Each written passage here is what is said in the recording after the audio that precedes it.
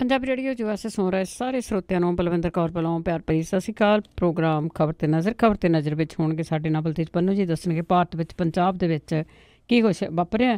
ਖਬਰਾਂ ਤੇ ਝਾਤ ਮਾਰਾਂਗੇ। ਖਬਰਾਂ ਤੋਂ ਪਹਿਲਾਂ ਧੰਨਵਾਦ ਕਰਨਾ ਚਾਹੁੰਦੇ ਸਾਡੇ ਸਪਾਂਸਰ ਦਾ ਜਿਨ੍ਹਾਂ ਨੇ ਇਸ ਪ੍ਰੋਗਰਾਮ ਨੂੰ ਸਪਾਂਸਰ ਕੀਤਾ, ਸਭ ਤੱਕ ਪਹੁੰਚਾਇਆ।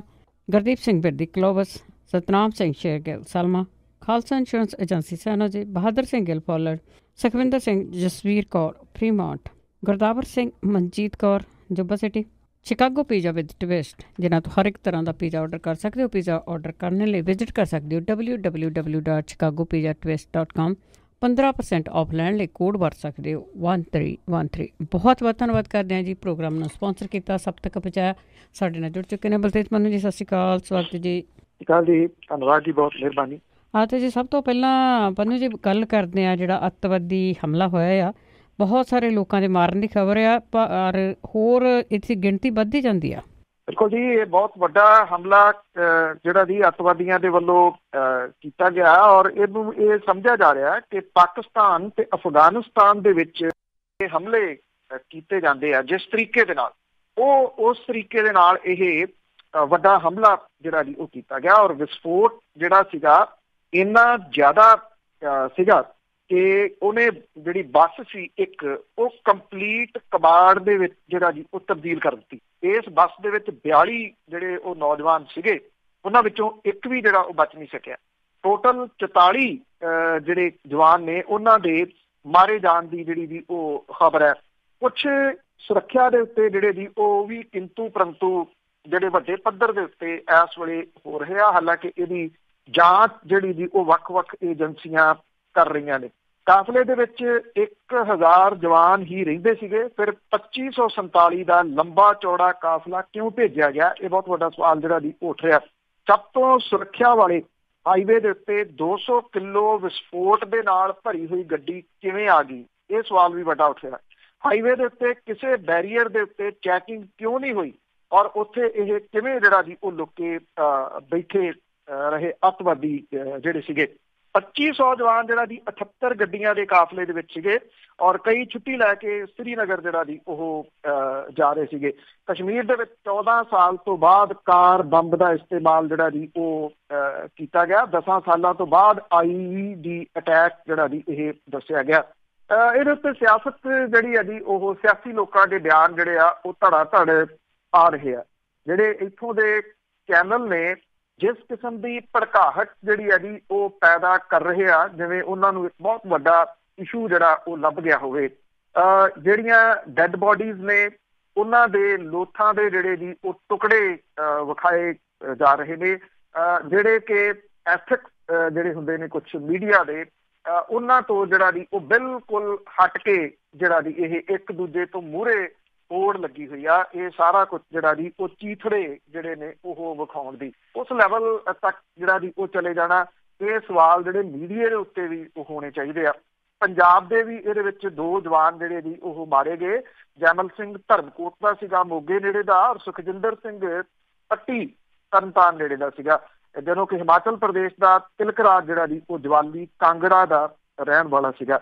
ਇਹਦੇ ਉੱਤੇ ਜਿਹੜੀ ਦੀ ਛਾਣਬੀਣ ਜਿਹੜੀ ਆ ਸਾਰੀ ਦੀ ਸਾਰੀ ਚੱਲ ਰਹੀ ਆ, ਪਰ ਜਿਵੇਂ ਮੈਂ ਇਹ ਕਿਹਾ ਕਿ ਜਿਹੜਾ ਮੀਡੀਆ ਟਰਾਇਲ ਹੈ ਉਹ ਨਾਲ ਦੀ ਨਾਲ ਉਹਦੇ ਉੱਤੇ ਜਿਹੜਾ ਜੀ ਉਹ ਸਟਾਰਟ ਹੋ ਗਿਆ ਬਿਨਾਂ ਇਸ ਗੱਲ ਦਾ ਜਿਹੜਾ ਜੀ ਉਹ ਫਰਦਰ ਜਾਣੇ ਤੋਂ ਕਿ ਜਿਹੜੀ ਹਾਲਾਂਕਿ ਜਿਹੜਾ ਇਹਦੇ ਵਿੱਚ ਫਿਦਾਈਨ ਬਣਿਆ ਸੀਗਾ, ਜਿਹਨੇ ਆਪਣੇ ਆਪ ਨੂੰ ਖਤਮ ਜਿਹੜਾ ਜੀ ਉਹ ਕਰ ਲਿਆ, ਉਹਦੇ ਬਾਰੇ ਉਹਦੀ ਵੀਡੀਓ ਇੱਕ ਜਿਹੜੀ ਜੀ ਉਹ ਸੋਸ਼ਲ ਮੀਡੀਆ ਦੇ ਉੱਤੇ ਵਾਇਰਲ ਹੋਈ ਆ, ਜਿਹੜੀ ਇਹ ਅਟੈਕ ਤੋਂ ਪਹਿਲਾਂ ਉਹਦੇ ਕੋਲੋਂ ਬਣਵਾਈ ਗਈ ਆ। ਇਹ C ਗ੍ਰੇਡ ਦਾ ਸੀਗਾ ਜੀ ਜੈਸ਼ੇ ਮੁਹੰਮਦ ਦੇ ਵਿੱਚ, ਕਿਉਂਕਿ ਜਿਹੜਾ ਜੀ ਅੱਤਵਾਦੀ ਜਿਹੜੀ ਜਥੇਬੰਦੀ ਆ ਉਹਦੇ ਵੱਲੋਂ ਦਾਅਵਾ ਕਰ ਦਿੱਤਾ ਜਾਣਾ ਤੇ ਉਹਦੀ ਜਿਹੜੀ ਛਾਣਬੀਣ ਤੋਂ ਬਿਨਾਂ ਹੀ ਕਿਸੇ ਨਤੀਜੇ ਦੇ ਉੱਤੇ ਜਿਹੜਾ ਜੀ ਉਹ ਪਹੁੰਚ ਜਾਣਾ, ਇਹ ਕੁਛ ਜਿਹੜਾ ਜੀ ਇੱਥੋਂ ਦੇ ਚੈਨਲ ਕਰਨ ਤੇ ਲੱਗੇ ਹੋਏ ਆ ਰਾਸਤੇ ਭੜਕਾਟ ਵਾਲੇ ਹੀ ਕਰ ਰਹੇ ਆ ਜੀ।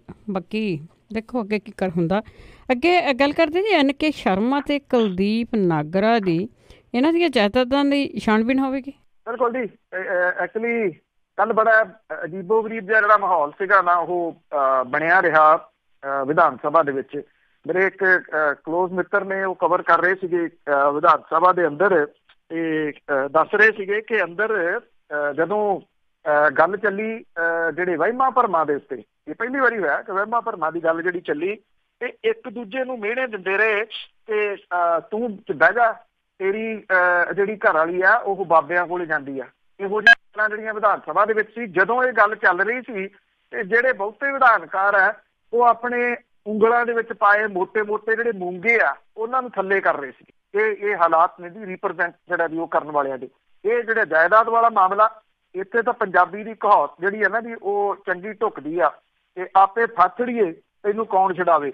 ਗੱਲ ਕੁਛ ਸੀਗੀ ਚੱਲ ਪਈ ਜਿਹੜੀ ਜੀ ਉਹ ਜਾਇਦਾਦ ਵੱਲ ਨੂੰ, ਤੇ ਇਹਦੇ ਵਿੱਚ ਜ਼ਿਆਦਾ ਅਕਸਰ ਜਿਹੜਾ ਜ਼ਿਆਦਾ ਬੋਲਣ ਵਾਲੇ, ਬਿਨਾਂ ਸਿਰ ਪੈਰ ਤੋਂ ਜਿਹੜਾ ਬੋਲਣ ਵਾਲੇ, ਮੈਂ ਕਹੂੰਗਾ NK ਸ਼ਰਮਾ ਹੋਰੀ ਜਿਹੜਾ ਜੀ ਉਹ ਫਸ ਗਏ। ਅਕਾਲੀ ਦਲ ਦੇ ਉਹ ਖਜ਼ਾਨਚੀ ਨੇ ਤੇ ਉਧਰੋਂ ਜਿਹੜਾ ਜੀ ਮੰਤਰੀ ਨੇ, ਜਿਹੜੇ ਕੈਬਨਿਟ ਮੰਤਰੀ ਬਲਬੀਰ ਸਿੰਘ ਸਿੱਧੂ ਤੇ ਅਕਾਲੀ ਵਿਧਾਇਕ ਹਰਿੰਦਰਪਾਲ ਸਿੰਘ ਜਿਹੜੇ ਨੇ, ਉਹਨਾਂ ਦੇ ਦਰਮਿਆਨ ਤਿੱਖੀਆਂ ਬਹਿਸਾਂ ਹੋਈਆਂ। ਇਹਨਾਂ ਦੇ ਦਰਮਿਆਨ ਹੋਈ ਤਲਖ ਕਲਾਮੀ ਤੇ ਤਿੱਖੀਆਂ ਬਹਿਸਾਂ ਦੇ ਵਿੱਚੋਂ ਜਿਹੜਾ ਜੀ ਨਤੀਜਾ ਇਹ ਨਿਕਲਿਆ ਕਿ ਇਹ ਮਤਾ ਇੱਕ ਲਿਆਂਦਾ ਗਿਆ ਤੇ ਦੋ ਵਿਧਾਇਕ ਨੇ ਜਿਹੜੇ, ਉਹ ਕਹਿੰਦਾ ਮੇਰੀ ਜਾਇਦਾਦ ਨਹੀਂ ਬਣੀ, ਉਹ ਕਹਿੰਦਾ ਮੇਰੀ ਨਹੀਂ। ਉਹ ਕਹਿੰਦੇ ਠੀਕ ਹੈ, ਇੱਕ ਅਕਾਲੀ ਦਲ ਦਾ ਇੱਕ ਕਾਂਗਰਸ ਦਾ, ਇਹਨਾਂ ਦੋਨਾਂ ਦੀ ਜਾਇਦਾਦਾਂ ਦਾ ਜਿਹੜਾ ਜੀ ਉਹ ਨਿਬੇੜਾ ਕਰਾ ਲਓ ਤੇ ਪਿਛਲੇ 10 ਸਾਲਾਂ ਦੇ ਵਿੱਚ ਜਾਇਦਾਦ ਜਿਹੜੀ ਉਹ ਕਿਹਦੀ ਕਿੰਨੀ ਜਿਹੜੀ ਉਹ ਬਣੀ ਹੈ। ਫਤਿਹਗੜ੍ਹ ਸਾਹਿਬ ਤੋਂ MLA ਨੇ ਜੀ ਕੁਲਜੀਤ ਸਿੰਘ ਨਾਗਰਾ ਤੇ ਡੇਰਾਬੱਸੀ ਤੋਂ MLA ਨੇ NK ਸ਼ਰਮਾ। ਇਹਨਾਂ ਦੋਨਾਂ ਦੀਆਂ ਜਿਹੜੀਆਂ ਜਾਇਦਾਦ ਨੇ ਉਹਦੇ ਵਾਸਤੇ ਹਾਊਸ ਦੀ ਵਿਸ਼ੇਸ਼ ਕਮੇਟੀ ਦੇ ਗਠਨ ਦਾ ਐਲਾਨ ਜਿਹੜਾ ਜੀ ਉਹ ਕਰ ਦਿੱਤਾ ਗਿਆ। ਕੁਲਜੀਤ ਸਿੰਘ ਨਾਗਰਾ ਤੇ NK ਸ਼ਰਮਾ ਜਿਹੜਾ ਉਹਨਾਂ ਨੇ ਧਰਮ ਦੇ ਮਾਮਲੇ ਨੂੰ ਲੈ ਕੇ ਤਿੱਖੀ ਸ਼ਬਦੀ ਜੰਗ ਜਿਹੜੀ ਜੀ ਉਹ ਹੋਈ ਔਰ ਬ੍ਰਹਮਿੰਦਰਾ ਨੇ ਕਮੇਟੀ ਬਣਾਉਣ ਦੀ ਤਜਵੀਜ਼ ਰੱਖੀ, ਜਿਹਨੂੰ ਤੁਰੰਤ ਸਦਨ ਦੀ ਸਹਿਮਤੀ ਦੇ ਨਾਲ ਸਪੀਕਰ ਨੇ ਪ੍ਰਵਾਨ ਜਿਹੜਾ ਸੀ ਉਹ ਕਰ ਲਿਆ। ਹਾਲਾਂਕਿ ਬਿਜਲੀ ਮੰਤਰੀ ਜਿਹੜੇ ਗੁਰਪ੍ਰੀਤ ਸਿੰਘ ਕਾਂਗੜ ਨੇ, ਉਹਨਾਂ ਨੇ ਅਕਾਲੀ ਦਲ ਦੇ ਪ੍ਰਧਾਨ ਸੁਖਬੀਰ ਸਿੰਘ ਬਾਦਲ ਤੇ ਜਿਹੜੇ ਇਸ ਵੇਲੇ ਫਾਈਨੈਂਸ ਮਿਨਿਸਟਰ ਨੇ ਮਨਪ੍ਰੀਤ ਸਿੰਘ ਬਾਦਲ ਹੋਰੀ, ਉਹਨਾਂ ਦੀ ਜਾਇਦਾਦ ਦੀ ਵੀ ਜਾਂਚ ਕਰਾਉਣ ਦੀ ਗੱਲ ਕਹੀ, ਪਰ ਸਪੀਕਰ ਨੇ ਇਸ ਮਾਮਲੇ ਦੇ ਉੱਤੇ ਕੋਈ ਹਾਮੀ ਜਿਹੜੀ ਜੀ ਉਹ ਨਹੀਂ ਭਰੀ। ਇਹ ਬੜਾ ਇੰਟਰਸਟਿੰਗਲੀ ਰਹੂਗਾ ਕਿ ਕਮੇਟੀ ਜਿਹੜੀ ਹੈ ਜੀ ਉਹ ਜਾਂਚ ਕਿਵੇਂ ਕਰਦੀ ਆ, ਕਿਵੇਂ ਕਰਦੀ ਆ। ਕੁਲਜੀਤ ਸਿੰਘ ਨਾਗਰਾ ਹੋਰੀ ਕਿਸਾਨ ਪਰਿਵਾਰ ਦੇ ਵਿੱਚੋਂ ਆਉਂਦੇ ਆ ਔਰ ਉਹਨਾਂ ਨੂੰ ਜਾਣਨ ਵਾਲੇ ਜਿਹੜੇ ਜੀ ਉਹ ਸਾਰੇ ਜਾਣਦੇ ਆ ਕਿ ਉਹ ਨਿੱਠ ਕੇ ਕੰਮ ਕਰਨ ਵਾਲੇ ਵਿਅਕਤੀ ਨੇ। ਉਹਨਾਂ ਦੇ ਉੱਤੇ ਕਿਸੇ ਕਿਸਮ ਦੀ ਕਰਪਸ਼ਨ ਦਾ ਦੋਸ਼ ਜਿਹੜਾ ਜੀ ਉਹ ਅੱਜ ਤੱਕ ਨਹੀਂ ਲੱਗਿਆ। ਨਾ ਉਹਨਾਂ ਦੀ ਜਿਹੜੀ ਪ੍ਰਾਪਰਟੀ ਆ, ਜਾਣਕਾਰ ਦੱਸਦੇ ਆ ਕਿ ਉਹ ਵਧੀ ਆ ਜਿਹੜੀ ਉਹਨਾਂ ਨੂੰ ਜੱਦੀ ਜਾਇਦਾਦ ਜਿਹੜੀ ਮਿਲੀ ਹੋਈ ਹੈ ਜ਼ਮੀਨ ਵਗੈਰਾ ਉਹਦੇ ਤੋਂ ਬਿਨਾਂ। ਜਦੋਂ ਕਿ ਜਿਹੜੇ NK ਸ਼ਰਮਾ ਨੇ ਉਹ ਪੈਸੇ ਦੇ ਜ਼ੋਰ ਦੇ ਉੱਤੇ ਹੀ ਅਕਾਲੀ ਦਲ ਦੇ ਵਿੱਚ ਆਏ ਔਰ ਪੈਸੇ ਦੇ ਜ਼ੋਰ ਦੇ ਉੱਤੇ ਹੀ ਜਿਹੜਾ ਜੀ ਉਹ ਟਿਕੇ ਹੋਏ ਨੇ। ਬਾਕੀ ਹੁਣ ਜਿਹੜੀ ਇਹ ਵਿਸ਼ੇਸ਼ ਕਮੇਟੀ ਬਣੂਗੀ ਜੀ ਉਹ ਦੱਸੂਗੀ ਕਿ ਕਿਹਦੀ ਜਾਇਦਾਦ ਪਿਛਲੇ 10 ਸਾਲਾਂ ਦੇ ਵਿੱਚ ਕਿੰਨੀ ਵਧੀ ਹੈ। ਪਰ ਜਿੱਦਾਂ ਸੁਖਬੀਰ ਬਾਦਲ ਦੀ, ਮਨਪ੍ਰੀਤ ਬਾਦਲ ਦੀ, ਕਿਹਾ ਉਹਨਾਂ ਨੂੰ ਕਿਉਂ ਨਹੀਂ ਹੱਥ ਪਾਉਂਦੇ? ਉਹ ਪਾਉਣਾ ਤਾਂ ਜਿਹੜਾ ਜੀ ਉਹ ਚਾਹੀਦਾ। ਅਕਸਰ ਮਨਪ੍ਰੀਤ ਸਿੰਘ ਬਾਦਲ ਹੋਰੀ ਇਹ ਕਹਿੰਦੇ ਰਹੇ ਆ, ਉਹਨਾਂ ਦੇ ਬੜੀ ਵਾਰੀ ਬਿਆਨ ਆਏ ਆ ਕਿ ਮੇਰੀ ਜਾਇਦਾਦ ਇੰਨੀ ਨਹੀਂ ਵਧੀ। ਇਹਦੇ ਉੱਤੇ ਹਰਸਿਮਰਤ ਕੌਰ ਬਾਦਲ ਹੋਰਾਂ ਦਾ ਵੀ ਬਿਆਨ ਆਇਆ ਸੀਗਾ ਵੀ ਇੱਕ ਕਪੁੱਤ ਹੁੰਦਾ ਤੇ ਇੱਕ ਪੁੱਤ ਹੁੰਦਾ, ਪੁੱਤ ਦੀ ਜਾਇਦਾਦ ਜ਼ਿਆਦਾ ਵਧੀ ਆ, ਕਪੁੱਤ ਦੀ ਜਿਹੜੀ ਜੀ ਉਹ ਨਹੀਂ ਵਧੀ। ਜਦੋਂ ਇਹ ਚੱਲ ਰਿਹਾ ਸੀਗਾ ਤੇ ਮਨਪ੍ਰੀਤ ਸਿੰਘ ਬਾਦਲ ਹੋਰਾਂ ਨੂੰ ਮੂਹਰੇ ਆਉਣਾ ਚਾਹੀਦਾ ਸੀ। ਉਹ ਚੁੱਪ ਕਰਕੇ ਕਿਉਂ ਬੈਠੇ ਰਹੇ ਵੀ ਠੀਕ ਹੈ ਕਮੇਟੀ ਤਾਂ ਬਣਾਉਣ ਹੀ ਲੱਗੇ ਹੋ, ਇਹ ਵੀ ਜਿਹੜੀ ਜੀ ਉਹ ਜਾਂਚ ਕਰਾ ਲਓ, ਜਾਂ ਫਿਰ ਉਹ ਮਹਿਜ਼ ਬੋਲਣ ਦੇ ਵਾਸਤੇ ਹੀ ਬੋਲਦੇ ਨੇ। ਲੱਗਦਾ ਇਸੇ ਤਰ੍ਹਾਂ ਆ ਵੀ ਜਿੱਥੇ ਲੱਗਦਾ ਵੀ ਕੁਛ ਨਹੀਂ ਨਿਕਲਣਾ ਉੱਥੇ ਬੋਲਦੇ ਆ। ਤੇ ਅੱਗੇ ਸਰਕਾਰੀ ਸਕੂਲਾਂ ਦੀ ਗੱਲ ਕਰਦੇ ਆ। ਸਰਕਾਰੀ ਸਕੂਲ ਤੇ ਬੰਦ ਕਰਨ ਤੇ ਆਈ ਹੋਈ ਆ ਸਰਕਾਰ। ਜਦੋਂ ਪਹਿਲਾਂ ਵੀ ਇਹ ਸਰਕਾਰ ਸੀ ਉਦੋਂ ਵੀ ਇਹ ਕੰਮ ਸੀ।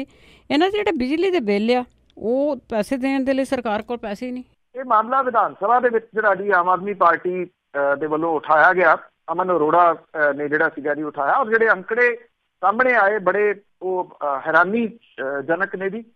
ਵਿਧਾਨ ਸਭਾ ਦੇ ਵਿੱਚ ਜਿਹੜੇ ਔਨ ਰਿਕਾਰਡ ਜਿਹੜੇ ਉਹ ਇਹ ਸਾਰੇ ਦੇ ਸਾਰੇ ਆਏ ਜੀ ਔਰ ਬਹੁਤੇ ਮਾਮਲਿਆਂ ਦੇ ਉੱਤੇ ਜਿਹੜਾ ਇਹ ਇਸ਼ੂ ਸੀਗਾ ਇਹਦੇ ਉੱਤੇ ਜਿਹੜੇ ਮੰਤਰੀ ਨੇ ਜੀ, ਬਿਜਲੀ ਮੰਤਰੀ ਗੁਰਪ੍ਰੀਤ ਸਿੰਘ ਕਾਂਗੜ ਹੋਰੀ ਫਸ ਗਏ।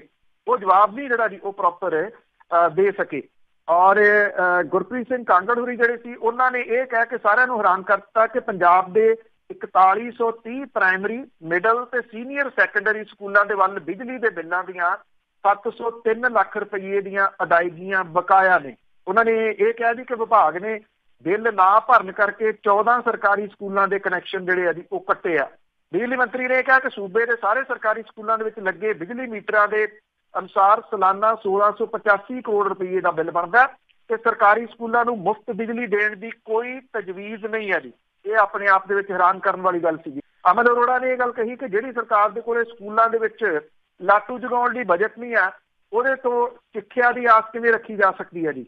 ਔਰ ਇਹ ਵੀ ਜਿਹੜਾ ਜੀ ਕਿਹਾ ਗਿਆ ਕਿ ਪਿਛਲੀ ਸਰਕਾਰ ਨੇ ਜਿਹੜਾ ਸੀਗਾ ਜੀ ਉਹ 6 ਸਕੂਲਾਂ ਦੇ ਵਿੱਚ ਵਿਕਾਸ ਲਈ ਰੁਪਈਏ ਜਿਹੜੇ ਜੀ ਉਹ ਜਾਰੀ ਕੀਤੇ ਸੀਗੇ, ਪਰ ਅਜੇ ਕੰਮ ਨਹੀਂ ਹੋਇਆ। ਹੁਣ ਸਵਾਲ ਜਿਹੜਾ ਜੀ ਇਹ ਸੀਗਾ ਅਸਲ ਦੇ ਵਿੱਚ ਕਿ ਕਿੰਨੇ ਜਿਹੜੇ ਉਹ ਸਕੂਲ ਨੇ, ਜਦੋਂ ਇਹ ਗੱਲ ਆਈ ਕਿ ਕਿੰਨੇ ਸਕੂਲ ਨੇ ਪੰਜਾਬ ਦੇ ਵਿੱਚ ਜਿਹੜੇ ਕੁੰਡੀ ਕਨੈਕਸ਼ਨ ਦੇ ਉੱਤੇ ਚੱਲਦੇ ਆ ਤੇ ਕਿੰਨੇ ਸਕੂਲਾਂ ਦੇ ਬਿਜਲੀ ਦੇ ਬਿੱਲ ਜਿਹੜੇ ਆ ਜੀ ਉਹ ਕੱਟੇ ਗਏ ਆ, ਇਸ ਮਾਮਲੇ ਦੇ ਉੱਤੇ ਵੀ ਜਿਹੜੇ ਸੰਧੀ ਮੰਤਰੀ ਬਿਜਲੀ ਮੰਤਰੀ ਉਹ ਜ਼ਰੂਰ ਜਿਹੜਾ ਜੀ ਉਹ ਘਿਰੇ ਔਰ ਉਹਨਾਂ ਨੂੰ ਇਹੀ ਜਿਹੜਾ ਪਤਾ ਨਹੀਂ ਸੀਗਾ ਕਿ ਕਿੰਨੇ ਜਿਹੜੇ ਉਹ ਸਕੂਲ ਨੇ ਉਹਨਾਂ ਦੇ ਬਿਜਲੀ ਦੇ ਬਿੱਲ ਕੱਟੇ ਗਏ ਆ। ਕਾਂਗੜ ਹੋਰੀ ਕਹਿੰਦੇ ਕਿ 4130 ਪ੍ਰਾਇਮਰੀ ਮਿਡਲ ਤੇ ਸੀਨੀਅਰ ਸੈਕੰਡਰੀ ਸਕੂਲਾਂ ਦੇ ਵੱਲ ਬਿਜਲੀ ਦੀ ਕੁੱਲ 702 ਲੱਖ ਰੁਪਈਏ ਜਿਹੜਾ ਜੀ ਉਹ ਬਕਾਇਆ ਜਿਹੜਾ ਰਕਮ ਆ, ਔਰ 14 ਸਰਕਾਰੀ ਸਕੂਲਾਂ ਦਾ ਬਿਜਲੀ ਦਾ ਕਨੈਕਸ਼ਨ ਜਿਹੜਾ ਜੀ ਉਹ ਕੱਟਿਆ ਗਿਆ। ਪਿਛਲੇ ਸੈਸ਼ਨ ਦੇ ਦੌਰਾਨ ਇਸੇ ਤਰ੍ਹਾਂ ਦੇ ਸਵਾਲ ਦੇ ਜਵਾਬ ਦੇ ਵਿੱਚ ਸਿੱਖਿਆ ਮੰਤਰੀ ਨੇ ਇਹ ਦੱਸਿਆ ਸੀ, ਕਿਉਂਕਿ ਅਮਨ ਅਰੋੜਾ ਹੋਰਾਂ ਨੇ ਉਹਨਾਂ ਨੂੰ ਘੇਰਿਆ ਇਸ ਵਾਰੀ ਕਿ ਪਿਛਲੀ ਵਾਰੀ ਤੁਸੀਂ ਕਹਿੰਦੇ ਸੀਗੇ ਕੁੱਲ 19,299 ਸਕੂਲ ਹੈ, ਪਰ ਬਿਜਲੀ ਮੰਤਰੀ ਕਾਂਗੜ ਦੇ ਜਵਾਬ ਦੇ ਮੁਤਾਬਕ ਉਹ ਇਸ ਵਾਰੀ ਕਹਿੰਦੇ ਪੰਜਾਬ 'ਚ 15,000 ਸਕੂਲ ਨੇ ਜਿਨ੍ਹਾਂ ਜਾਂ ਤਾਂ ਕਨੈਕਸ਼ਨ ਨਹੀਂ ਆ ਜਾਂ ਉਹ ਕੁੰਡੀ ਕਨੈਕਸ਼ਨ ਦੇ ਉੱਤੇ ਜਿਹੜਾ ਜੀ ਚੱਲਦੇ ਆ। ਕਾਂਗੜ ਨੇ ਜਿਹੜੇ ਉਹ ਘਿਰ ਗਏ। ਇਹਦੇ ਬਾਰੇ ਇਹ ਕਿਹਾ ਜੀ ਕਿ ਇਹ ਤਾਂ ਸਿੱਖਿਆ ਮੰਤਰੀ ਜਿਹੜਾ ਉਹ ਦੱਸ ਸਕਦੇ ਆ, ਮੈਂ ਇਹਦੇ ਬਾਰੇ ਜਿਹੜਾ ਜੀ ਉਹ ਨਹੀਂ ਦੱਸ ਸਕਦਾ। ਇਹ ਹਾਲਾਤ ਪੰਜਾਬ ਦੇ ਸਰਕਾਰੀ ਸਕੂਲਾਂ ਦੇ ਜਿਹੜੇ ਜੀ ਉਹ ਬਣਾਏ ਪਏ ਆ ਤੇ ਮੰਤਰੀ ਜਿਹੜੇ ਨੇ ਇੱਕ ਤਾਂ ਉਹਨਾਂ ਨੂੰ ਗਿਣਤੀ ਹੋਈ ਨਹੀਂ ਪਤਾ, ਦੂਜਾ ਇਹ ਕਹਿ ਰਹੀ ਹੈ ਸਰਕਾਰ ਕਿ ਮੁਫਤ ਬਿਜਲੀ ਜਿਹੜੀ ਆ ਉਹ ਸਰਕਾਰੀ ਸਕੂਲਾਂ ਨੂੰ ਦੇਣ ਦੇ ਸਾਡੇ ਕੋਲੇ ਕੋਈ ਜਿਹੜੀ ਉਹ ਤਜਵੀਜ਼ ਨਹੀਂ ਹੈ ਜੀ। ਬਾਕੀ ਉਹਨਾਂ ਨੂੰ ਕੁਝ ਨਹੀਂ ਪਤਾ ਜੀ ਸਕੂਲਾਂ ਬਾਰੇ, ਨਾ ਉਸ ਮੰਤਰੀ ਨੂੰ ਪਤਾ। SGPC ਦੀਆਂ ਜੇ ਆਮ ਚੋਣਾਂ ਦੀ ਗੱਲ ਕਰੀਏ ਤਾਂ ਉਸ ਤੋਂ ਅਕਾਲੀ ਦਲ ਦੇ ਵਿੱਚ ਬੁਖਲਾਹਟ ਐਕਚੁਅਲੀ ਜੀ ਇਸ ਮਸਲੇ ਨੂੰ ਲੈ ਕੇ ਦਿਨ ਭਰ ਜਿਹੜੀ ਆ ਜੀ ਉਹ ਬਹਿਸ ਬਸਈਆ ਜ਼ਰੂਰ ਚੱਲਦਾ ਰਿਹਾ ਬਹੁਤ ਸਾਰੇ ਲੋਕਾਂ ਦੇ ਵਿੱਚ, ਕਿਉਂਕਿ ਇਹ ਮਸਲਾ ਇੱਕਦਮ ਜਿਹੜਾ ਜੀ ਉਹ ਉੱਭਰ ਗਿਆ। ਆਪਾਂ ਕੱਲ ਵੀ ਗੱਲ ਜਿਹੜੀ ਉਹ ਕੀਤੀ ਕਿ ਫੂਲਕਾ ਸਾਹਿਬ ਜਿਨ੍ਹਾਂ ਨੇ ਆ ਕੇ ਇਹ ਜਿਹੜਾ ਜੀ ਮਸਲਾ ਉਠਾਇਆ, ਅਜੇ ਵੀ ਉਹਨਾਂ ਨੂੰ ਜਿਹੜਾ ਜੀ ਉਹ ਸੋਚਣਾ ਚਾਹੀਦਾ ਕਿ ਪਲੇਟਫਾਰਮ ਇਹੀ ਆ ਜਿੱਥੋਂ ਅਸਤੀਫਾ ਦਿੰਦੇ ਫਿਰਦੇ ਨੇ। ਉਹਨਾਂ ਨੇ ਜਿਹੜਾ ਜੀ ਲਿਆਂਦਾ ਇੱਕ ਮਤਾ ਕਿ ਸ਼੍ਰੋਮਣੀ ਗੁਰਦੁਆਰਾ ਪ੍ਰਬੰਧਕ ਕਮੇਟੀ ਦੀਆਂ ਜਿਹੜੀਆਂ ਚੋਣਾਂ ਨੇ ਉਹ ਆਮ ਚੋਣਾਂ ਜਿਹੜੀਆਂ ਜੀ ਉਹ ਕਰਵਾਈਆਂ ਜਾਣ। ਔਰ ਕਿਉਂਕਿ ਪਤਾ ਅਕਾਲੀ ਦਲ ਨੂੰ ਵੀ ਹੈ ਕਿ ਫੂਲਕਾ ਸਾਹਿਬ ਦੀ ਨੇੜਤਾ ਇਸ ਵੇਲੇ ਭਾਰਤੀ ਜਨਤਾ ਪਾਰਟੀ ਦੇ ਨਾਲ ਜੱਗ ਜ਼ਾਹਰ ਹੈ। ਔਰ ਇਹ ਵੀ ਹੈ ਕਿ ਪਹਿਲਾਂ ਇਹ ਜਿਹੜਾ ਮਾਮਲਾ ਹੁੰਦਾ ਸੀ ਗ੍ਰਹਿ ਮੰਤਰੀ ਦੇ ਕੋਲੇ, ਪਰ ਅੱਜ ਕੱਲ ਇਹ ਪਤਾ ਲੱਗਾ ਕਿ ਇਹ ਜਿਹੜਾ ਜੀ ਸਾਰਾ ਕੁਝ ਪ੍ਰਧਾਨ ਮੰਤਰੀ ਹੋਰਾਂ ਨੇ ਆਪਣੇ ਕੋਲੇ ਰੱਖ ਲਿਆ ਜਦੋਂ ਤੋਂ BJP ਦੀ ਸਰਕਾਰ ਜਿਹੜੀ ਹੈ ਜੀ ਉਹ ਬਣੀ ਆ। ਤੇ ਇਹਨਾਂ ਸੰਸਥਾਵਾਂ ਦੇ ਉੱਤੇ ਚੋਣਾਂ ਦਾ ਜਿਹੜਾ ਜੀ ਉਹ ਕੀ ਹੋਣਾ। ਪੰਜਾਬ ਨੇ ਸਰਬਸੰਮਤੀ ਦੇ ਨਾਲ ਇੱਕ ਮਤਾ ਪਾ ਕੇ, ਸਾਰਿਆਂ ਨੇ ਨਹੀਂ ਕਿਉਂਕਿ ਅਕਾਲੀ ਦਲ ਨੇ ਇਹਦੇ ਉੱਤੇ ਵੋਟਾਂ ਨਹੀਂ ਪਾਈਆਂ, ਤੇ ਜਿਹੜੀਆਂ ਚੋਣਾਂ ਕਰਵਾਉਣ ਦੇ ਵਾਸਤੇ, ਆਮ ਚੋਣਾਂ ਕਰਵਾਉਣ ਦੇ ਵਾਸਤੇ ਸੈਂਟਰ ਦੀ ਸਰਕਾਰ ਦੇ ਉੱਤੇ ਦਬਾਓ ਜਿਹੜਾ ਜੀ ਉਹ ਪਾਇਆ ਜਾਵੇ। ਇਹਦੇ ਵਿੱਚ ਆਮ ਆਦਮੀ ਪਾਰਟੀ ਨੇ ਵੀ ਜਿਹੜੀਆਂ ਜੀ ਵੋਟਾਂ ਪਾਈਆਂ। ਅਕਾਲੀ ਦਲ ਦੇ ਜਿਹੜੇ ਬਿਕਰਮ ਮਜੀਠੀਆ ਉਹ ਕਹਿੰਦੇ ਕਿ ਆਮ ਆਦਮੀ ਪਾਰਟੀ ਤੇ ਕਾਂਗਰਸ ਜਿਹੜੇ ਆ ਜੀ ਉਹ ਰਲ ਗਏ ਆ। ਹੁਣ ਇਸ ਤਰ੍ਹਾਂ ਦੇ ਇਹ ਕੋਈ ਪਹਿਲੀ ਵਾਰੀ ਨਹੀਂ ਆ ਕਿ ਵਿਰੋਧੀ ਧਿਰ ਨੇ ਜਿਹੜੀਆਂ ਜੀ ਕਿਸੇ ਮਤੇ ਦੇ ਉੱਤੇ ਸਰਕਾਰ ਦੇ ਨਾਲ ਇੱਕ ਕਿਸੇ ਮਤੇ ਦੇ ਉੱਤੇ ਵੋਟਾਂ ਪਾਈਆਂ ਹੋਣ। ਬਹੁਤ ਵਾਰੀ ਇਸ ਤਰ੍ਹਾਂ ਹੋਇਆ ਜੀ, ਜਿਹੜੇ ਪੰਜਾਬ ਦੇ ਭਲੇ ਲਈ ਕੋਈ ਹੋਵੇ ਉਹਦੇ ਉੱਤੇ ਵਿਰੋਧੀ ਧਿਰਾਂ ਕਈ ਵਾਰੀ ਸਾਥ ਜਿਹੜਾ ਜੀ ਉਹ ਦਿੰਦੀਆਂ ਰਹੀਆਂ ਨੇ। ਸਾਥ ਜੇ ਨਹੀਂ ਦਿੱਤਾ ਤਾਂ ਅਕਾਲੀ ਦਲ ਨੇ ਨਹੀਂ ਦਿੱਤਾ। ਉਹਨਾਂ ਦੀ ਬੁਖਲਾਹਟ ਜਿਹੜੀ ਆ ਜੀ ਉਹ ਬਿਲਕੁਲ ਕਲੀਅਰ ਨਜ਼ਰ ਆ ਰਹੀ ਸੀਗੀ, ਕਿਉਂਕਿ ਉਹਨਾਂ ਨੇ ਜਿਹੜੇ ਹਮਲੇ ਸੀ ਉਹ HS ਫੂਲਕਾ ਹੋਰਾਂ ਦੇ ਉੱਤੇ ਵੀ ਕੀਤੇ ਬਿਕਰਮ ਸਿੰਘ ਮਜੀਠੀਆ ਨੇ, ਤੇ ਉਹ ਬੰਦਾ ਤਾਂ ਵਿਧਾਨ ਸਭਾ ਦਾ ਮੈਂਬਰ ਹੀ ਨਹੀਂਗਾ, ਉਹਨੇ ਅਸਤੀਫਾ ਦਿੱਤਾ ਹੋਇਆ। ਜਦੋਂ ਕਿ ਜਿਹੜੇ ਵਿਧਾਨ ਸਭਾ ਦੇ ਸਪੀਕਰ ਨੇ ਉਹਨਾਂ ਨੇ ਕਿਹਾ ਕਿ ਇਹ ਟੈਕਨੀਕਲੀ ਠੀਕ ਨਹੀਂ ਸੀਗਾ ਜਿਹੜੇ ਅਸਤੀਫੇ ਦੀ ਜਿਹੜੀ ਆਈ ਸੀਗੀ ਲੈਟਰ, ਇਸ ਕਰਕੇ ਦੁਬਾਰਾ ਜਿਹੜਾ ਜੀ ਉਹ ਸੱਦਿਆ ਜਾਊਗਾ ਫੂਲਕਾ ਸਾਹਿਬ ਨੂੰ, ਔਰ ਉਦੋਂ ਤੱਕ ਉਹ ਵਿਧਾਨ ਸਭਾ ਦੇ ਮੈਂਬਰ ਹੈਗੇ ਆ ਜਦੋਂ ਤੱਕ ਇਹ ਅਸਤੀਫਾ ਜਿਹੜਾ ਜੀ ਉਹ ਪ੍ਰੋਪਰ ਨਹੀਂ ਆ ਜਾਂਦਾ। ਤੇ ਅੱਗੋਂ ਤੁਸੀਂ ਇਹ ਕਹ ਲਓ ਕਿ ਇਹਨੂੰ ਐਕਸੈਪਟ ਜਿਹੜਾ ਜੀ ਉਹ ਨਹੀਂ ਕਰ ਲਿਆ ਜਾਂਦਾ। ਉਧਰ ਜਿਹੜੇ HS ਫੂਲਕਾ ਨੇ ਉਹਨਾਂ ਦੀ ਮੁਲਾਕਾਤ ਜਿਹੜੀ ਹੈ ਜੀ ਰਣਜੀਤ ਸਿੰਘ ਬ੍ਰਹਮਪੁਰਾ ਤੇ ਸੇਖਵਾਂ ਸਾਹਿਬ ਦੇ ਨਾਲ ਵੀ ਜਿਹੜੀ ਹੋਈ ਆ, ਔਰ ਇਹ ਕਿਹਾ ਗਿਆ ਅਕਾਲੀ ਦਲ ਟਕਸਾਲੀ ਦੇ ਵੱਲੋਂ ਕਿ ਜੇ ਸ਼੍ਰੋਮਣੀ ਗੁਰਦੁਆਰਾ ਪ੍ਰਬੰਧਕ ਕਮੇਟੀ ਵਾਲੇ ਮਸਲੇ ਦੇ ਉੱਤੇ, ਆਮ ਚੋਣਾਂ ਵਾਲੇ ਮਸਲੇ ਦੇ ਉੱਤੇ ਫੂਲਕਾ ਸਾਹਿਬ ਕੁਝ ਵੀ ਜਿਹੜਾ ਜੀ ਉਹ ਸਟੈਪ ਲੈ ਰਹੇ ਨੇ ਤੇ ਅਕਾਲੀ ਦਲ ਟਕਸਾਲੀ ਉਹਨਾਂ ਦੀ ਪੂਰੀ ਮਦਦ ਕਰੂਗਾ। ਲੰਮੀ ਚੌੜੀ ਹੋਈ ਇਹ ਮੁਲਾਕਾਤ ਜਿਹੜੀ ਹੈ ਜੀ ਉਹਦੇ ਨਾਲ, ਔਰ ਵਿਧਾਨ ਸਭਾ ਦੇ ਵਿੱਚ ਖਾਸ ਤੌਰ ਦੇ ਉੱਤੇ ਜਿਹੜਾ ਇਹ ਮਤਾ ਪਾਸ ਹੋ ਗਿਆ ਔਰ ਮੁੱਖ ਮੰਤਰੀ ਨੂੰ ਇਹ ਅਖਤਿਆਰ ਦਿੱਤੇ ਗਏ ਆ ਕਿ ਉਹ ਫਰਦਰ ਗੱਲਬਾਤ ਜਿਹੜੀ ਹੈ ਜੀ ਉਹ ਕਰਨ ਸੈਂਟਰ ਦੇ ਨਾਲ ਜਾ ਕੇ, ਤੇ ਸ਼੍ਰੋਮਣੀ ਗੁਰਦੁਆਰਾ ਪ੍ਰਬੰਧਕ ਕਮੇਟੀ ਦੀਆਂ ਆਮ ਚੋਣਾਂ ਜਿਹੜੀਆਂ ਜੀ ਉਹ ਕਰਵਾਈਆਂ ਜਾਣ। ਅਸਲ ਦੇ ਵਿੱਚ ਇਹ ਆ ਕਿ ਜੇ ਅੱਜ ਸ਼੍ਰੋਮਣੀ ਗੁਰਦੁਆਰਾ ਪ੍ਰਬੰਧਕ ਕਮੇਟੀ ਦੀਆਂ ਆਮ ਚੋਣਾਂ ਹੋ ਜਾਂਦੀਆਂ ਨੇ ਤੇ ਬਿਨਾਂ ਕਿਸੇ ਸ਼ੱਕ ਦੇ ਵੀ ਅਕਾਲੀ ਦਲ ਬਾਦਲ ਜਿਹੜਾ ਹਾਸ਼ੀਏ ਦੇ ਉੱਤੇ ਗਿਆ ਹੋਇਆ ਉਹ ਇੱਥੇ ਵੀ ਨੁਕਰੇ ਲੱਗ ਸਕਦਾ। ਬਹੁਤ ਕੁਝ ਹੋ ਸਕਦਾ ਹੈ ਜੀ। ਤੇ ਅੱਗੇ ਗੱਲ ਕਰਦੇ ਹਾਂ ਜੀ ਨਾਮਧਾਰੀ ਧੜਿਆਂ ਦੀ, ਜੋ ਆਪਸ ਵਿੱਚ ਇਹਨਾਂ ਦੇ ਧੜੇ ਬਣੇ ਹੋਏ ਆ ਤੇ ਉਹਨਾਂ ਦੇ ਵਿੱਚ ਗੋਲੀ ਚੱਲੀ। ਮੁਕੇਰੀਆਂ ਦੇ ਵਿੱਚ ਜਿਹੜਾ ਦੀ ਘਟਨਾ ਵਾਪਰੀ ਆ, ਉਹਦੀ ਨਾਮਧਾਰੀ ਧਰਮਸ਼ਾਲਾ ਉਹਦੇ ਵਿੱਚ ਜਿਹੜਾ ਦੀ ਉਦੇ ਸਿੰਘ ਪੱਖੀ ਧਿਰ ਦੇ ਸਮਾਗਮ ਨੂੰ ਲੈ ਕੇ ਠਾਕੁਰ ਦਲੀਪ ਸਿੰਘ ਤੇ ਉਦੇ ਸਿੰਘ ਦੇ ਸਮਰਥਕ ਜਿਹੜੇ ਨੇ ਜੀ ਉਹਨਾਂ ਦੇ ਦਰਮਿਆਨ ਇਹ ਲੜਾਈ ਝਗੜਾ ਹੋ ਗਿਆ, ਜਿਹੜਾ ਕਿ ਗੋਲੀਆਂ ਤੱਕ ਜਿਹੜਾ ਜੀ ਉਹ ਪਹੁੰਚ ਗਿਆ ਔਰ ਦੋਨਾਂ ਧੜਿਆਂ ਦੇ ਵੱਲੋਂ ਗੋਲੀ ਜਿਹੜੀ ਹੈ ਜੀ ਉਹ ਚਲਾਈ ਗਈ ਹੈ। ਪੁਲਿਸ ਨੇ ਇਹਦੇ ਸੰਬੰਧੀ 3 ਜਾਣੇ ਜਿਹੜੇ ਆ ਉਹਨਾਂ ਨੂੰ ਹਿਰਾਸਤ ਦੇ ਵਿੱਚ ਜਿਹੜਾ ਜੀ ਉਹ ਲਿਆ।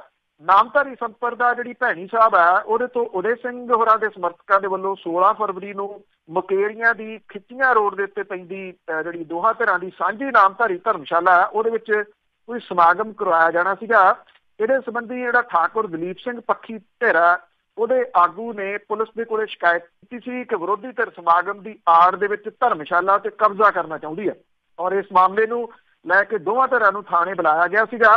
ਪੁਲਿਸ ਨੂੰ ਸਮਾਗਮ ਕਰਾਉਣ ਵਾਲੀ ਧਿਰ ਨੇ ਭਰੋਸਾ ਦਿੱਤਾ ਸੀਗਾ ਕਿ ਉਹ ਸਿਰਫ ਸਮਾਗਮ ਕਰਾਉਣਗੇ, ਕਬਜ਼ਾ ਕਰਨ ਦੀ ਉਹਨਾਂ ਦੀ ਕੋਈ ਮਨਸ਼ਾ ਜਿਹੜੀ ਉਹ ਨਹੀਂ ਹੈ।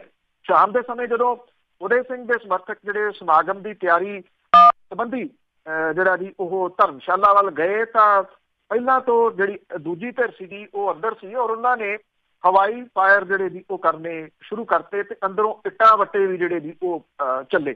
ਦੂਜੀ ਧਿਰ ਜਿਹੜੀ ਸੀ ਜੀ ਉਹਨਾਂ ਨੇ ਵੀ ਕਿਹਾ ਜਾਂਦਾ ਹੈ ਕਿ ਹਵਾਈ ਫਾਇਰ ਜਿਹੜੇ ਆ ਜੀ ਉਹ ਕੀਤੇ ਆ। ਕਈ ਵਿਅਕਤੀ ਪੁਲਿਸ ਨੇ ਜਿਹੜੇ ਜੀ ਉਹ ਗ੍ਰਿਫਤਾਰ ਕੀਤੇ ਆ, ਜਿਹੜੇ ਕੋਈ ਵੀ ਸੰਦੇਸ਼ ਜਿਹੜੇ ਜੀ ਦੇਣ ਵਾਲੇ ਨੇ, ਸੰਦੇਸ਼ ਨਹੀਂ ਉਪਦੇਸ਼ ਜਿਹੜੇ ਉਹ ਦੇਣ ਵਾਲੇ ਆ। ਉਹ ਕਹਿੰਦੇ ਆ ਕਿ ਮਾਇਆ ਜਿਹੜੀ ਆ ਉਹ ਨਾਗਨੀ ਆ, ਮਾਇਆ ਨਾਲ ਨਹੀਂ ਜਾਂਦੀ ਤੇ ਫਿਰ ਜਾਇਦਾਦਾਂ ਦੇ ਵਾਸਤੇ ਗੋਲੀਆਂ ਚਲਾਉਣ ਵਾਲੇ ਜਿਹੜੇ ਨੇ ਜੀ ਕਿ ਇਹਨਾਂ ਦੇ ਉੱਤੇ ਉਹਨਾਂ ਦੀ ਕਹੀ ਹੋਈ ਗੱਲ ਦਾ ਅਸਰ ਨਹੀਂ ਹੋ ਰਿਹਾ ਜੀ, ਆਮ ਬੰਦਿਆਂ ਦੇ ਉੱਤੇ ਕਿੰਨਾ ਕੁ ਹੋਊਗਾ ਜੀ। ਦੇਖੋ ਇਹੋ ਜਿਹੀਆਂ ਸੰਸਥਾਵਾਂ, ਧਾਰਮਿਕ ਸੰਸਥਾ ਕੋਈ ਵੀ ਹੋਵੇ, ਉੱਥੇ ਵੀ ਦੇਖ ਲਓ ਕੀ ਕੁਛ ਹੋ ਰਿਹਾ ਆ। ਤੇ ਅੱਗੇ ਕਿਸਾਨਾਂ ਦੀ ਜੇ ਗੱਲ ਕਰੀਏ ਤੇ ਛੋਟੇ ਕਿਸਾਨਾਂ ਦੇ ਲਈ ਜਿਹੜੀ ਆ ਉਹ ਰਾਤ ਨਹੀਂ ਬਣ ਰਹੇ ਕਰਜ਼ਾ ਮਾਫੀ। ਦੇਖੋ ਜੀ ਜਿਹੜੀ ਇਹ ਮੌਜੂਦਾ ਸਰਕਾਰ ਦੀ ਕਰਜ਼ਾ ਮਾਫੀ ਸਕੀਮ ਹੈ, ਛੋਟੀ ਕਿਸਾਨੀ ਦੇ ਸਿਰ ਦੇ ਉੱਤੇ ਜਿਹੜਾ ਬੋਝ ਆ ਉਹਦੇ ਉੱਤੇ ਕੋਈ ਅਸਰ ਇਹਦਾ ਜਿਹੜਾ ਵੀ ਨਹੀਂ ਹੋ ਰਿਹਾ। ਕਰਜ਼ੇ ਦੀ ਪੰਡ ਭਾਰੀ ਹੈ, ਕਰਜ਼ਾ ਮੁਆਫੀ ਛੋਟੀ ਹੈ। ਪੰਜਾਬ ਦੇ 5 ਏਕੜ ਤੱਕ ਦੀ ਮਾਲਕੀ ਵਾਲੇ ਛੋਟੇ ਕਿਸਾਨਾਂ ਦੇ ਸਿਰ ਬੈਂਕਾਂ ਦਾ 29,347 ਕਰੋੜ ਰੁਪਏ ਦਾ ਕਰਜ਼ਾ ਹੈ, ਜੋ ਕਿ ਪਰ ਕਿਸਾਨ 2,93,000 ਰੁਪਏ ਬਣਦਾ।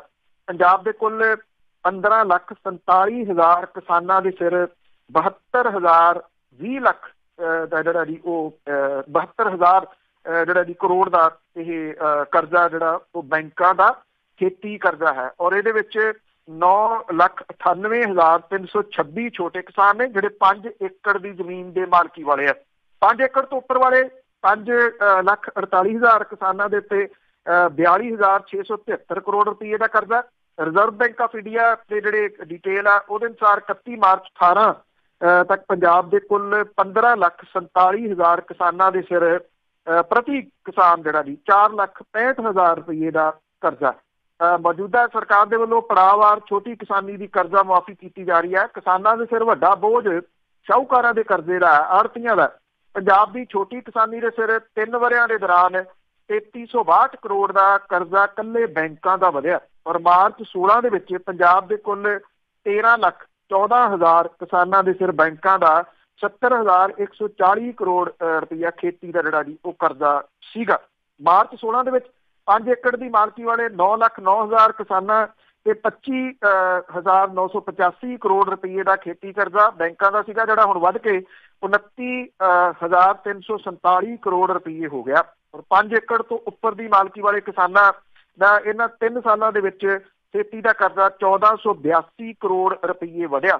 ਕਰਜ਼ਾ ਮਾਫੀ ਦੇ ਬਾਵਜੂਦ ਪੰਜਾਬ ਦੇ ਵਿੱਚ ਖੁਦਕੁਸ਼ੀ ਦਾ ਦੌਰ ਜਿਹੜਾ ਜੀ ਉਹ ਰੁਕਣ ਦਾ ਨਾਂ ਨਹੀਂ ਲੈ ਰਿਹਾ ਔਰ ਪਿਛਲੇ ਦਿਨੀ ਆਪਾਂ ਰਿਪੋਰਟ ਸਾਂਝੀ ਕੀਤੀ ਸੀ ਕਿ ਮੌਜੂਦਾ ਸਰਕਾਰ ਬਣਨ ਤੋਂ ਬਾਅਦ ਵੀ 900 ਕਿਸਾਨ ਜਿਹੜੇ ਆ ਉਹ ਖੁਦਕੁਸ਼ੀ ਜਿਹੜਾ ਜੀ ਉਹ ਕਰ ਗਏ ਹੋਏ ਆ। ਜਿਹੜਾ ਛੋਟਾ ਸਨਅਤਕਾਰ ਹੈ ਉਹ ਵੀ ਕਰਜ਼ਾਈ ਹੈ ਜੀ। ਛੋਟੇ ਉਦਯੋਗਾਂ ਵਾਲੇ ਜਿਹੜੇ ਜੀ ਕਰੀਬ 6,63,000 ਸਨਅਤਕਾਰ ਬੈਂਕਾਂ ਦੇ ਕਰਜ਼ਾਈ ਨੇ, ਜਿਨ੍ਹਾਂ ਦੇ ਸਿਰ 46,439 ਕਰੋੜ ਦਾ ਕਰਜ਼ਾ।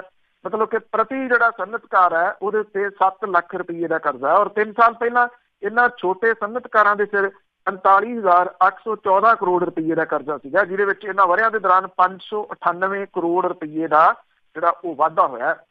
ਇੰਡਸਟਰੀ ਜੇ ਆਪਾਂ ਕਹੀਏ ਕਿ ਇੰਡਸਟਰੀ ਤੋਂ ਆਸ ਹੈ, ਤੇ ਛੋਟੀ ਇੰਡਸਟਰੀ ਜਿਹੜੀ ਹੈ ਜੀ ਉਹ ਵੀ ਇਸ ਵੇਲੇ ਵੱਡੇ ਡਿੱਕੇ ਡੋਲੇ ਖਾ ਰਹੀ ਹੈ ਜੀ। ਤੇ ਅੱਗੇ ਕਰਦੇ ਜੀ, ਸੁੱਖੀ ਬਰਾੜ ਦੀ ਗੱਲ ਆਪਾਂ ਕੱਲ੍ਹ ਵੀ ਕੀਤੀ ਸੀਗੀ, ਤੇ ਉਹਦੀ ਜਿਹੜੀ ਸੰਗੀਤਸ਼ਾਲਾ ਵਾਲਾ ਕਮਰਾ ਆ ਉਹਨੂੰ ਵਿਹਲਾ ਕਰਵਾ ਕੇ ਫਰਨੀਚਰ ਬਾਹਰ। ਬਿਲਕੁਲ ਜੀ, ਇਹ ਜਿਹੜਾ ਚਰਚਾ ਦਾ ਵਿਸ਼ਾ ਕੱਲ ਬਣਿਆ ਰਿਹਾ ਜੀ ਸੋਸ਼ਲ ਮੀਡੀਆ ਦੇ ਉੱਤੇ ਵੀ, ਔਰ ਬੜੇ ਸਾਰੇ ਰੰਗ ਬਿਰੰਗੇ ਜਿਹੜੇ ਜੀ ਉਹ ਫੋਨ ਵੀ ਆਉਂਦੇ ਰਹੇ। ਜਿਹੜਾ ਸੀਗਾ ਕਿ ਇਹ ਤੁਹਾਨੂੰ ਪੋਸਟ ਨਹੀਂ ਪਾਉਣੀ ਚਾਹੀਦੀ ਜਾਂ ਇਹ ਨਹੀਂ ਜਿਹੜਾ ਵੀ ਹੋਣਾ ਚਾਹੀਦਾ ਔਰਤ ਕਰਕੇ। ਔਰਤ ਦੇ ਉੱਤੇ ਤਾਂ ਕੋਈ ਕਿੰਤੂ ਪਰੰਤੂ ਨਹੀਂ ਸੀਗਾ। ਕਿੰਤੂ ਪਰੰਤੂ ਸਿਰਫ ਇਸ ਗੱਲ ਦਾ ਸੀਗਾ ਕਿ ਜਿਹੜੇ MS ਰੰਧਾਵਾ ਨੇ, ਉਹਨਾਂ ਨੇ ਇੱਕ ਜਿਹੜਾ ਜੀ ਅਜਾਇਬ ਘਰ ਦੇ ਤੌਰ ਦੇ ਉੱਤੇ ਸੰਗੀਤਸ਼ਾਲਾ ਜਿਹੜੀ ਜੀ ਉਹ ਉਹਨਾਂ ਨੇ ਬਣਾਇਆ ਸੀ ਇੱਕ ਕਮਰਾ, ਜਿਹਦੇ ਵਿੱਚ ਜਿਹੜੇ ਪੁਰਾਣੇ ਗਾਇਕ, ਕੁਝ ਨਵੇਂ ਗਾਇਕ, ਉਹਨਾਂ ਦੇ ਜਿਹੜੇ ਪੁਰਾਣੇ ਸਾਜ਼ ਨੇ ਉਹ ਇੱਕ ਯਾਦਗਾਰ ਵਜੋਂ ਸਾਂਭੇ ਸਨ। ਇਹ ਲੋਕ ਇਹ ਵੀ ਕਹਿੰਦੇ ਰਹੇ ਕਿ ਉਹਨਾਂ ਦੇ ਉੱਤੇ ਤਾਂ ਮਿੱਟੀ ਪਈ ਸੀ, ਅਸੀਂ ਤਾਂ ਮਿੱਟੀ ਸਾਫ਼ ਕੀਤੀ ਹੈ। ਇੱਕ ਵਿਅਕਤੀ ਕਹਿੰਦਾ ਜੀ ਰੇਤਾ ਉਹਦੇ ਉੱਤੇ ਪਈ ਹੋਈ ਸੀ, ਰੇਤਾ ਜਿਹੜੀ ਜੀ ਉਹ ਸਾਫ਼ ਕੀਤੀ ਗਈ ਹੈ। ਚਲੋ ਚੰਗੀ ਗੱਲ ਹੈ, ਰੇਤਾ ਸਾਫ਼ ਕੀਤੀ ਆ, ਮਿੱਟੀ ਸਾਫ਼ ਕੀਤੀ ਆ, ਡਿਊਟੀ ਤਾਂ ਇਹਨਾਂ ਦੀ ਵੀ ਬਣਦੀ ਹੈ ਨਾ ਜੀ ਰੇਤਾ ਮਿੱਟੀ ਜਿਹੜੀ ਉਹ ਸਾਫ਼ ਕਰਨ ਦੀ।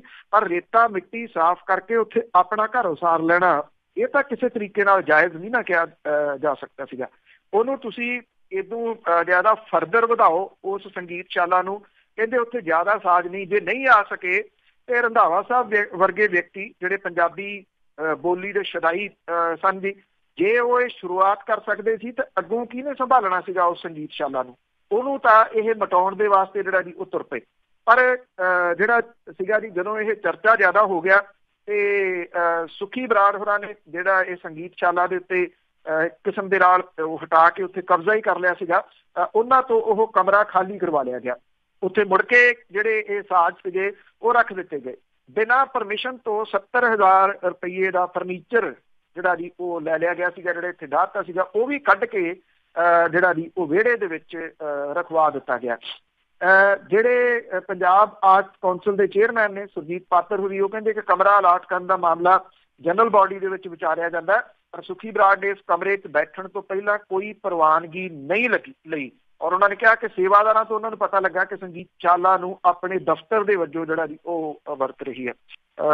ਸੇਵਾਦਾਰਾਂ ਤੋਂ ਕਿਉਂ ਪਤਾ ਲੱਗਾ ਜੀ? ਕਿਉਂਕਿ ਉੱਥੋਂ ਲੰਘ ਕੇ ਤਾਂ ਸਾਰੇ ਜਿਹੜਾ ਜੀ ਉਹ ਜਾਂਦੇ ਆ। ਪਰ ਫਿਰ ਵੀ ਇਹ ਕਿਹਾ ਗਿਆ ਜੀ ਕਿ ਇਹ ਵਾਪਸ ਲੈ ਲਿਆ ਗਿਆ। ਔਰ ਕਿਉਂਕਿ ਇਹ ਮੰਤਰਾਲਾ ਉਹਦਾ ਨਵਜੋਤ ਸਿੰਘ ਸਿੱਧੂ ਹੋਰਾਂ ਦੇ ਜਿਹੜਾ ਜੀ ਉਹ ਅੰਡਰ, ਔਰ ਉਹਨਾਂ ਨੇ ਇਹ ਗੱਲ ਜਿਹੜੀ ਦੀ ਇਸ ਦਾਅਵੇ ਨੂੰ ਖਾਰਜ ਕੀਤਾ ਕਿ ਜਿਹੜਾ ਸੈਰ ਸਪਾਟਾ ਮੰਤਰਾਲਾ ਉਹਦੇ ਡਾਇਰੈਕਟਰ ਹੋਣ ਦੇ ਵਜੋਂ ਇਹ ਕਮਰਾ ਜਿਹੜਾ ਜੀ ਉਹ ਦਿੱਤਾ ਗਿਆ ਸੀ। ਉਹਨਾਂ ਨੇ ਕਿਹਾ ਕਿ ਕੋਈ ਕਮਰਾ ਜਿਹੜਾ ਜੀ ਉਹ ਨਹੀਂ ਦਿੱਤਾ ਗਿਆ ਸੀਗਾ। ਔਰ ਇਹ ਵੀ ਕਿਹਾ ਕਿ ਅੱਗੋਂ ਵੀ ਜਿਹੜਾ ਜੀ ਇਸ ਕਮਰੇ ਦੇ ਉੱਤੇ ਕਿਸੇ ਨੂੰ ਕਬਜ਼ਾ ਨਹੀਂ ਕਰਨ ਦਿੱਤਾ ਜਾਊਗਾ, ਔਰ ਇਹਨੂੰ ਸੰਗੀਤਸ਼ਾਲਾ ਦੇ ਰੂਪ ਦੇ ਵਿੱਚ ਹੀ ਜਿਹੜਾ ਉਹ ਰੱਖਿਆ ਜਾਊਗਾ। ਤੋ ਗਲਤੀ ਸੁਧਾਰ ਲਈ ਕਿਸਮ ਦੇ ਨਾਲ ਮਹਿਕਮੇ ਨੇ, ਇਹ ਚੰਗੀ ਗੱਲ ਹੈ ਜੀ। ਨਹੀਂ ਤਾਂ ਸੰਗੀਤਸ਼ਾਲਾ ਨਾਮ ਦੀ ਇਹ ਚੀਜ਼ ਸੀਗੀ ਜਿਹੜੇ MS ਰੰਧਾਵਾ ਹੋਰਾਂ ਨੇ ਕਿਸੇ ਟਾਈਮ ਬਣਾ ਲਿਆ ਸੀਗਾ ਜੀ, ਉਹਨੂੰ ਆਪਣੀ ਡਾਇਰੈਕਟਰਸ਼ਿਪ ਦੇ ਆੜ ਦੇ ਵਿੱਚ ਤਕਰੀਬਨ ਖਤਮ ਹੀ ਕਰ ਦੇਣਾ ਸੀ। ਬਿਲਕੁਲ ਜੀ, ਇਸੇ ਤਰ੍ਹਾਂ ਸਾਰੀਆਂ ਚੀਜ਼ਾਂ ਦਾ ਤਹਿਸ ਨਹਿਸ ਹੋ ਜਾਂਦਾ। ਤਾਂ ਅਖੀਰ ਦੇ ਵਿੱਚ ਗੱਲ ਕਰਦੇ ਵਿਜੇ ਮਾਲਿਆ ਦੀ, ਤੇ ਉਸਨੇ ਫਿਰ ਕਿਹਾ ਕਿ ਮੈਂ ਕਰਜ਼ਾ ਮੋੜਨ ਲਈ ਤਿਆਰ। ਬਿਲਕੁਲ ਜੀ, ਬ੍ਰਿਟਨ ਤੋਂ ਹਵਾਲਗੀ ਸੰਧੀ ਦੇ ਰਾਹੀਂ ਭਾਰਤ ਲਿਆਏ ਜਾਣ ਦੀ ਸੰਭਾਵਨਾ ਜਿਹੜੀ ਹੈ ਜੀ, ਉਹਦੇ ਤੋਂ ਬਾਅਦ ਇੱਕ ਵਾਰੀ ਫਿਰ ਸ਼ਰਾਬ ਦੇ ਕਾਰੋਬਾਰੀ ਵਿਜੇ ਮਾਲਿਆ ਨੇ ਬੈਂਕਾਂ ਦਾ ਕਰਜ਼ਾ ਮੋੜਨ ਦੀ ਪੇਸ਼ਕਸ਼ ਕੀਤੀ ਆ।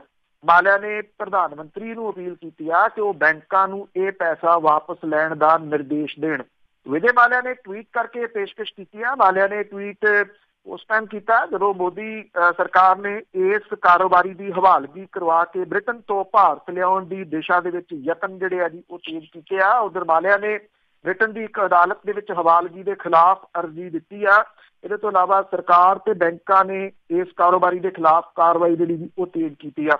ਵਿਜੇ ਮਾਲਿਆ ਨੇ ਟਵੀਟ ਦੇ ਵਿੱਚ ਕਿਹਾ ਕਿ ਪ੍ਰਧਾਨ ਮੰਤਰੀ ਨੇ ਸੰਸਦ ਦੇ ਵਿੱਚ ਜਿਹੜਾ ਭਾਸ਼ਣ ਦਿੱਤਾ ਉਹਦੀ ਜਾਣਕਾਰੀ ਮੈਨੂੰ ਮਿਲੀ ਆ। ਉਹਨਾਂ ਕਿਹਾ ਕਿ ਉਹ ਸ਼ਾਨਦਾਰ ਬੁਲਾਰੇ ਆ ਔਰ ਉਹਨਾਂ ਨੇ ਆਪਣੇ ਭਾਸ਼ਣ ਦੇ ਵਿੱਚ ਇੱਕ ਬੇਨਾਮ ਵਿਅਕਤੀ ਦਾ ਹਵਾਲਾ ਦਿੱਤਾ ਜੋ 9,000 ਕਰੋੜ ਰੁਪਏ ਦਾ ਕਰਜ਼ਾ ਲੈ ਕੇ ਭੱਜ ਗਿਆ। ਉਹਨੇ ਕਿਹਾ ਕਿ ਮੀਡੀਆ ਦੇ ਆਧਾਰ ਦੇ ਉੱਤੇ ਉਹ ਕਹਿ ਸਕਦੇ ਆ ਕਿ ਇਸ਼ਾਰਾ ਉਹਦੇ ਵੱਲ ਹੈ। ਮਾਲਿਆ ਨੇ ਕਿਹਾ ਕਿ ਉਹ ਜਾਣਨਾ ਚਾਹੁੰਦੇ ਆ ਕਿ ਪ੍ਰਧਾਨ ਮੰਤਰੀ ਆਪਣੇ ਬੈਂਕਾਂ ਨੂੰ ਇਹ ਪੈਸਾ ਲੈਣ ਦਾ ਨਿਰਦੇਸ਼ ਕਿਉਂ ਨਹੀਂ ਦਿੰਦੇ ਜਿਹੜੀ ਪੇਸ਼ਕਸ਼ ਮੈਂ ਕੀਤੀ। ਉਹਨੇ ਕਿਹਾ ਕਿ ਘੱਟ ਤੋਂ ਘੱਟ ਉਹ ਕਿੰਗਫਿਸ਼ਰ ਨੂੰ ਆਧਾਰ ਦੀ ਪੂਰੀ ਰਾਸ਼ੀ ਨੂੰ ਵਸੂਲਣ ਦਾ ਤੇਰਾ ਲੈ ਸਕਦੇ ਆ। ਮਾਲਿਆ ਨੇ ਇਹ ਵੀ ਕਿਹਾ ਕਿ ਉਹਨੇ ਕਰਨਾਟਕ ਹਾਈ ਕੋਰਟ ਦੇ ਸਾਹਮਣੇ ਜੋ ਪੇਸ਼ਕਸ਼ ਕੀਤੀ ਆ ਉਹਨੂੰ ਫਰਜ਼ੀ ਕਰਾਰ ਦੇ ਕੇ ਖਾਰਜ ਨਹੀਂ ਕੀਤਾ ਜਾ ਸਕਦਾ ਔਰ ਇਹ ਪੇਸ਼ਕਸ਼ ਇਮਾਨਦਾਰੀ ਪੂਰਵਕ ਕੀਤੀ ਗਈ ਸੀ। ਹੁਣ ਉਹਨੇ ਜਿਹੜਾ ਉਹ ਕਦਮ ਚੁੱਕਣਾ।